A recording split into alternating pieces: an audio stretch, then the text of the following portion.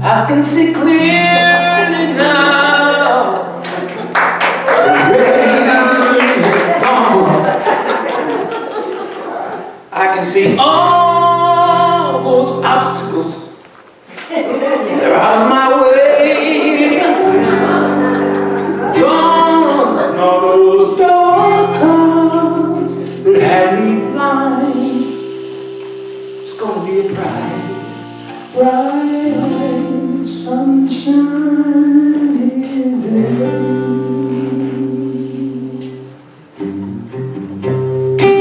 I can see clearly now. The rain has gone. And all of those bad feelings disappeared. Here is the rainbow I've been waiting for. Gonna be a bright, sunshiny day.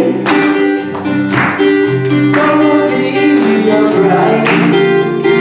bright, sunshiny day. Look straight ahead, nothing but blue skies. Look straight ahead, nothing but blue skies.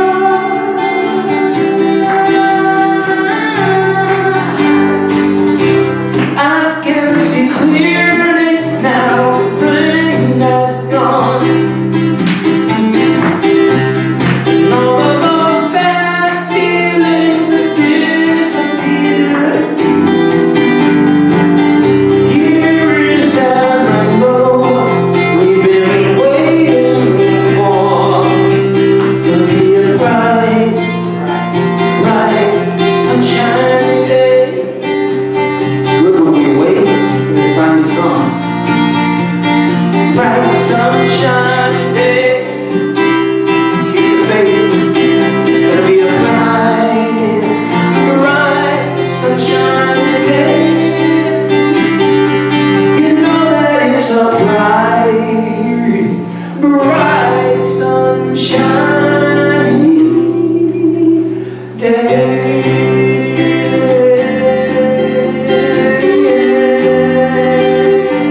Bright, sunshiny day. Bright, sunshiny day.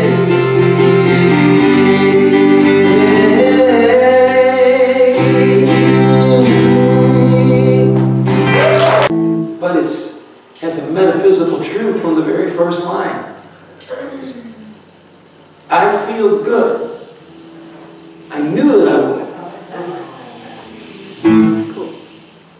I feel good. I knew that I would. I feel good. You know, I knew that I would. So good, so good. So thank you. I feel nice. I should have never stopped. I feel nice. I got to tell you all twice. So nice, so nice. So thank you.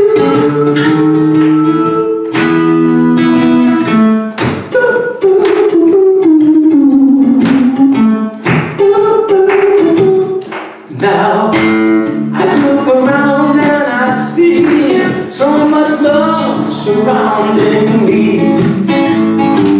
When I look around I see everything is heavenly. I feel nice,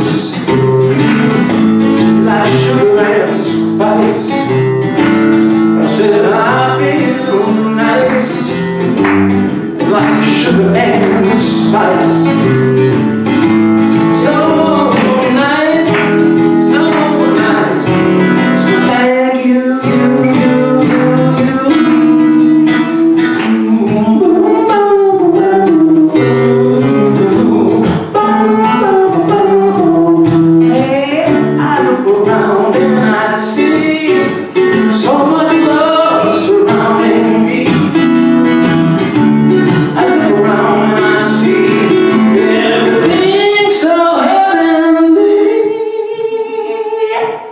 and I feel good.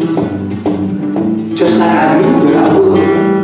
I woke up this morning and said, I'm going to feel good. And so I knew that I would.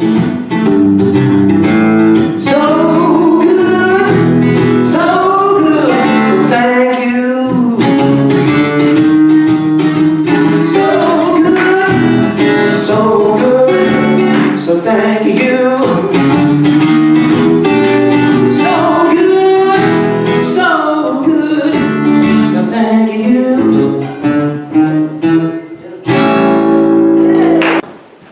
Well, hello.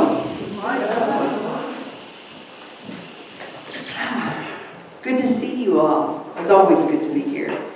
And I want to go ahead and say Merry Christmas and Happy New Year, because I may not see you again until the holidays are over. So Merry Christmas and Happy New Year. This is Advent. I'm going to work this in, do this along with the talk. So Advent is a time of preparation. We are preparing for Christmas. We prepare in the outer, we buy gifts and we decorate and we cook and we wrap and we shop and we do all of those things in the outer. And it's beautiful and it's wonderful. And we also prepare on the inner this Advent season. We are preparing for, there's a word in here, and we'll talk again, embodiment of the Christ. We go to sleep and we wake up in our lives. In the evenings on the couch, it's a frequent occurrence for me to sleep and wake up. And it's like that spiritually too. We go to sleep, kind of we forget the truth of who and what we are. And this, okay, so this is Advent. We are preparing, and each week we focus on some quality, some characteristic of this awakening, the spiritual embodiment of preparing for remembering the truth of who and what we are. Last week was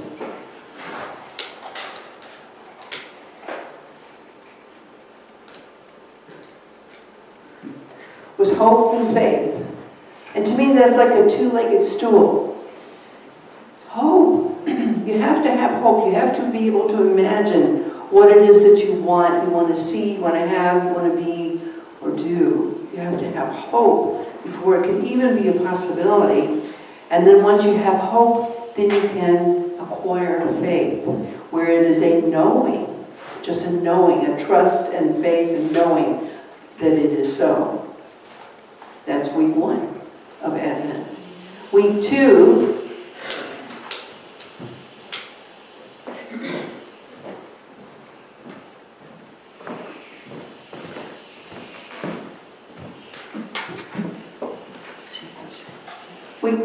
is peace.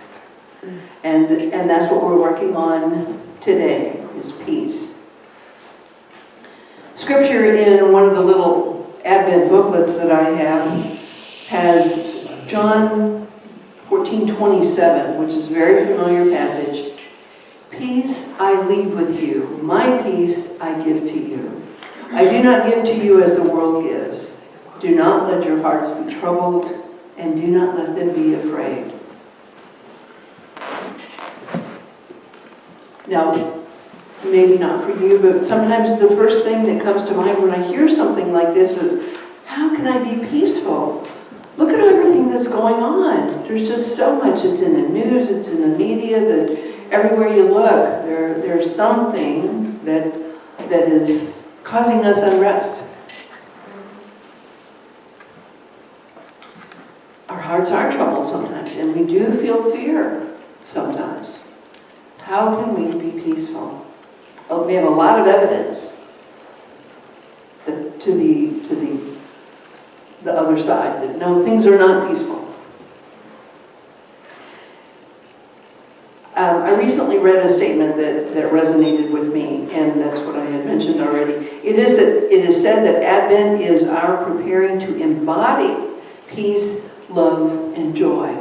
And I love that word, embody, because when I think of some of what I have done in the past anyway, maybe you guys too, is as I think about these qualities, the hope, the faith, the peace, the love, and the joy, as I think about them, it's kind of a mental sort of thing. Yes, and I might be there just for a second.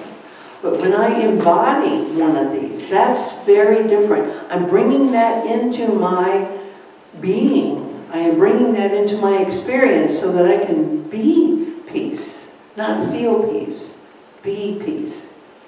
So I love the word embody. You might hear that several times here.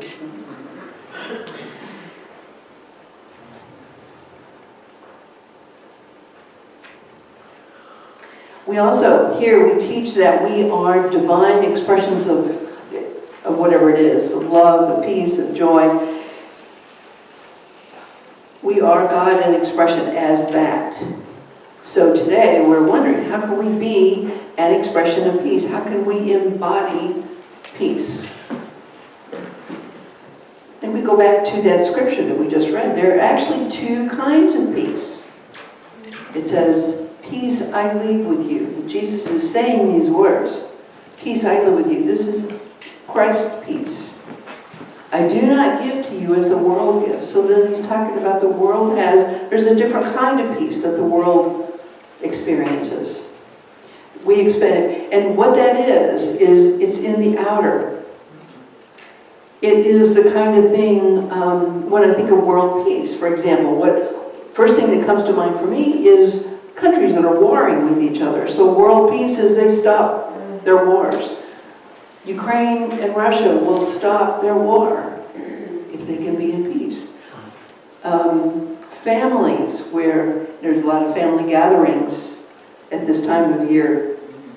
What do siblings do? They argue. And they squabble and all of that kind of thing. When they stop, when they're occupied in doing something else and it's quiet, that's peaceful. Relationships. It doesn't always have to be the cessation of something either. It can be, sometimes there'll be a scene that just makes you stop and you go, oh, that's beautiful, right? A nature scene, maybe a sunrise coming up. A couple days ago, there was a beautiful one. It had oranges and pinks. It was just beautiful. And we stop and we can feel that wonderful peace. There's nothing wrong with the peace that we get when we are in the world. That's nice, that's fine. But that's different. Didn't say it was better, didn't say it was worse, it's just different. Peace I leave with you, my peace I give to you. I do not give to you as the world gives. So you got the world kind of peace. It's temporary, it's undependable. We never know when the kids are going to stop fighting for sure. We don't know when the sunrises are going to happen. And we don't know if the countries are going to stop. They're being at war with each other. Undependable. This other kind of peace, though, the Christ peace, that's the one. Charles, in Revealing Word, says this. He defines it this way: peace, harmony and tranquility derived from the awareness of the Christ consciousness. Harmony and tranquility derived from the awareness of the Christ consciousness. This is what we're trying to do. This is what we are doing during Advent. We are getting to that Christ consciousness. And this is inner work. From the Advent booklets that I was looking at, there were a couple statements that jumped out at me. It says, peace isn't perfection. If we are going about our business and we're waiting for the tree to look just perfect, it may not happen. But if it looks good and you get that feeling, there's peace. Peace isn't perfection. Peace is presence. And peace is attention. This goes along with what we teach here, that we are to be in the moment, that we are to be present. And when we are present, we're not listening to that chatter that we talked about a few months ago, I guess. We are present. And when we are present, we can be free of the past and the future, to be here now, and then we can turn our thoughts toward the Christ and be in that place. And we get to choose where we want to place that attention. Each week, what do we sing? Let there be peace on earth, and let it begin with me. And for many years, I have been struck by this idea of, well, can there be peace? You know, it begins with me. For each of us, it begins with me. There is Gary Simmons has a book, Eye of the Storm. Back in the day, we had done that as a class. And it's a metaphor, the eye of the storm, for that consciousness, that place in the center that is peaceful. That because in a hurricane, there is a center, a core that is quiet and still. And if you're in that quiet center, then you can see the storm raging around you, but you're not a part of it. And so the eye of the storm, that peaceful center, is the metaphor. Peace is focus and attention. The other words of the peace song: let us walk with each other, family all are we. There's this inclusiveness that when we think about it, of course it makes sense. We are all here together. We are all one, as a matter of fact. So it is an inside job, this peace within. When we think about that peace, this Christ peace, this inner peace that isn't a reflection of anything out there, it's here. It makes a difference, doesn't it? When you're feeling it, it feels different than the kids have stopped fighting for a minute, and you're waiting for the next shoot, for them to begin again. It's very different, very different. And this inner peace is a strong foundation that we can use to walk through the world. We can keep our focus, our presence, our attention on that peace, that awareness, and we can move through the world being a peaceful presence. When I was taking classes at Unity back in the late 90s, they were called CEP classes, before SEE anyway. So it was before ministerial school, before any inkling of ministerial school. They had adjunct teachers, and these adjunct teachers were ministers from the area. One of them, Linda Poole Kennedy, you might know her, yeah. She was the minister at Unity Southeast, and she had the best classes. I just loved having classes with her. She told a story in one of the classes that has never left me. It made a strong impression when she told me.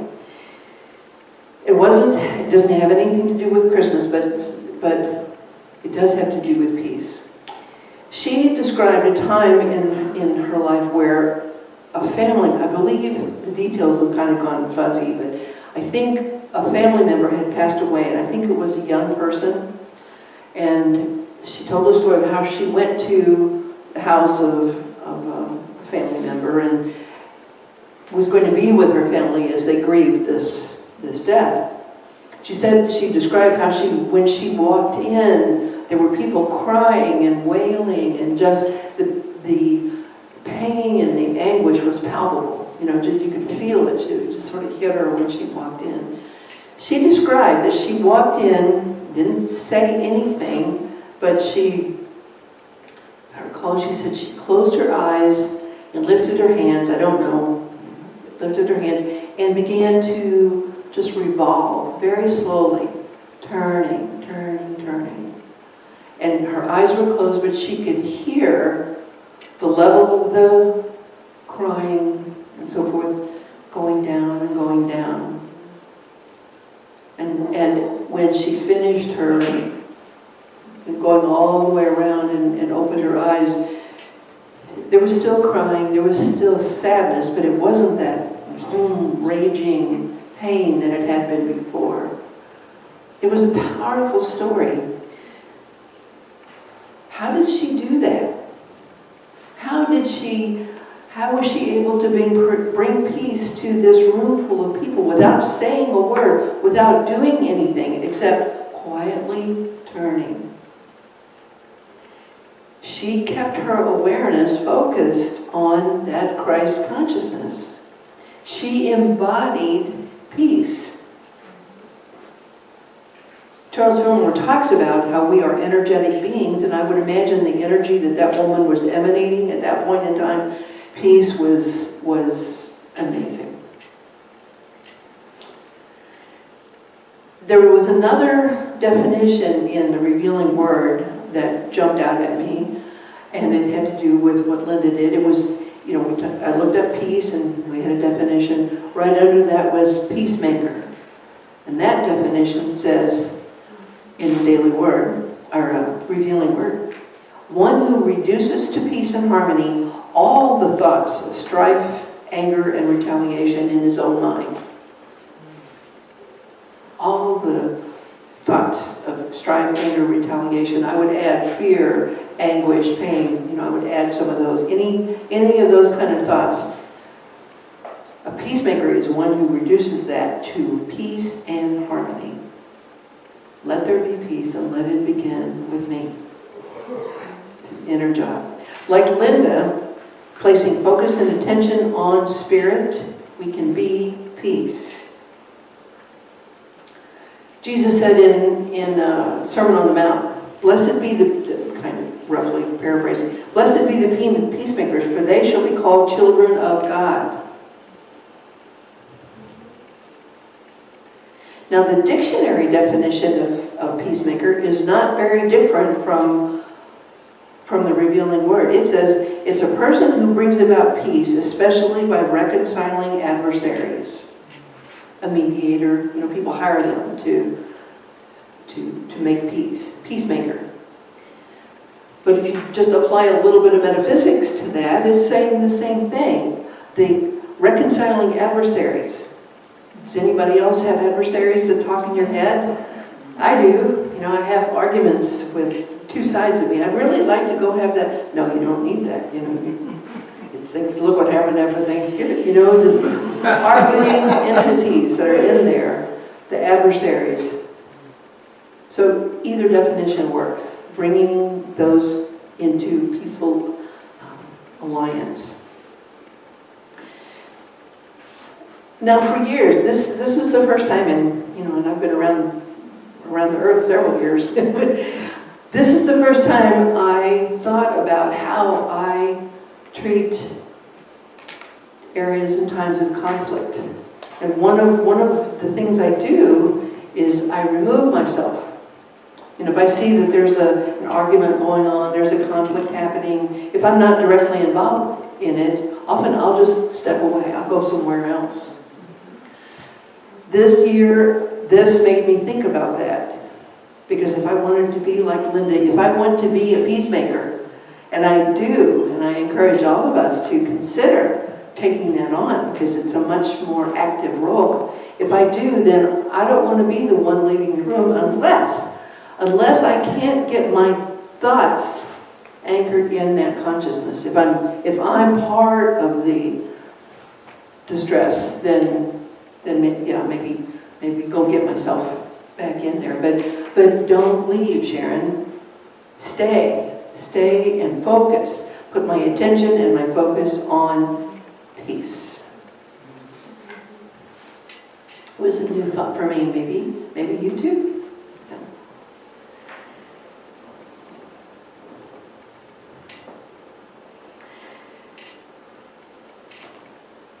Because when we do that, last thought in that is when we do that, we begin to send out that energetic, radiating peace. It can be that peaceful presence. So this Christmas season, let us take up the intention to be peace, to embody peace, to be a peacemaker. There is a great need for it, for each and every one of us to be that. And an affirmation that came from the booklet that I thought was really good, and we can use it in remembering and keeping it, using Advent as a time to make this a habit, be this. The affirmation, I'll read it once and then we can do it together in two pieces. The affirmation is, on this day of Advent, may my heart and mind be established in the peace of God. Beautiful? Let's do it in two pieces. The first part, let's do it. On this day of Advent. On this day of Advent, may my heart and mind be established in the peace of God. May my heart and mind be established in the peace of God. God bless you. Let's practice being peace. I invite you to gently close your outer eyes if you haven't already. To breathe. Bring your attention strictly to your breath. Breathing in and breathing out. We place ourselves in this present moment.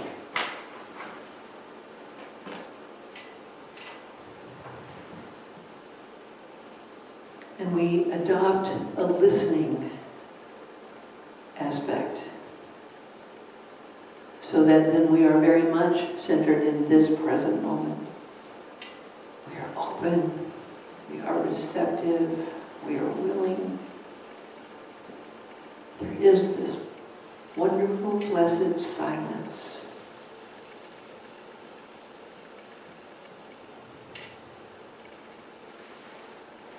And as we just sit in the listening mode, perhaps we can feel our hearts expand in the silence, in this sacred stillness, in the present moment. We are aligned with that consciousness of the divine.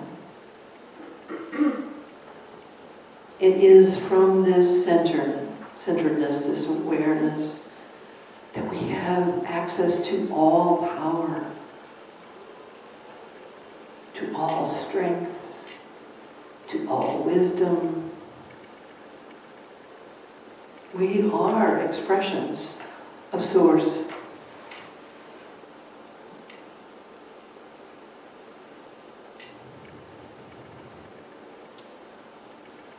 We set an intention to be mindful in this Advent season, mindful of becoming that which we want to be, becoming expressions of hope and faith, of peace, of love, of joy.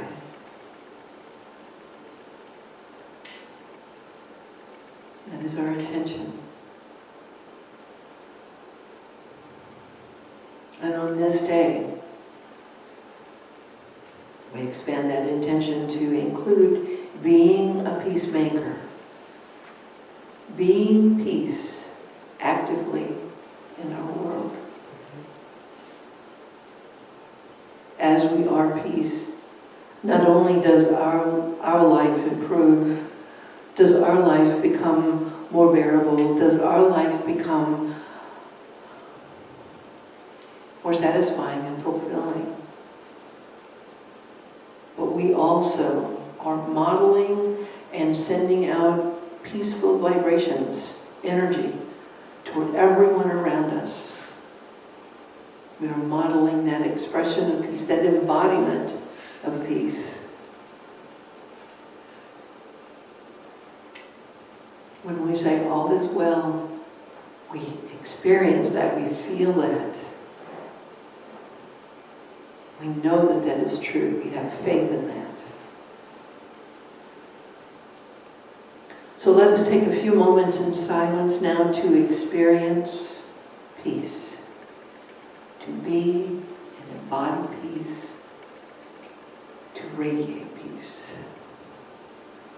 in the silence.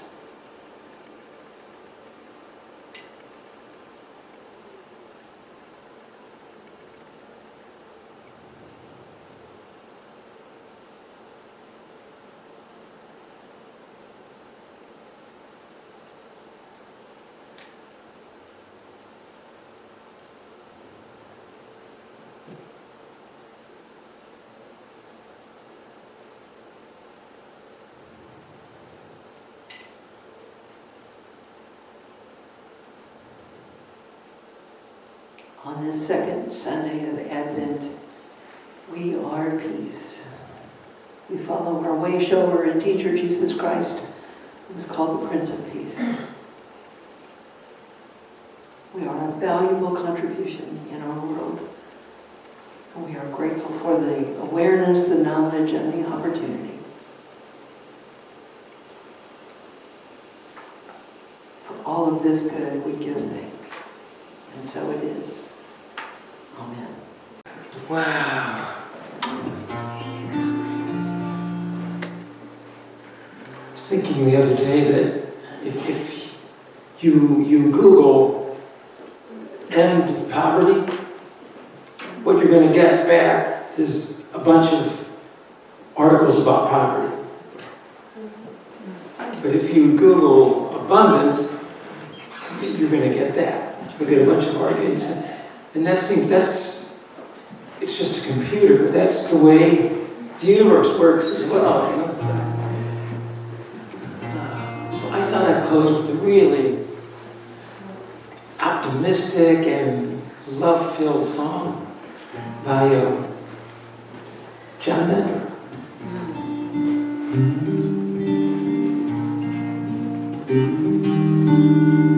Sunshine on my shoulders makes me happy. Can you sing along with me? Sunshine in our eyes can make me cry.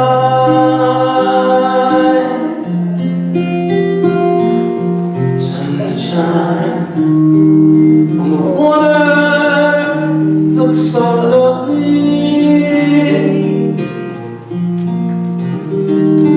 Sunshine almost always makes me high.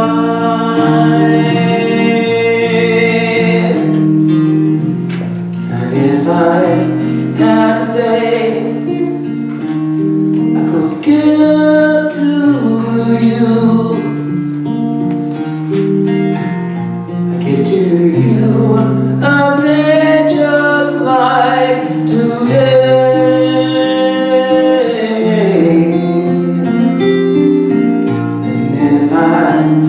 And a song that I could sing for you, I'd sing a song to make you feel this way.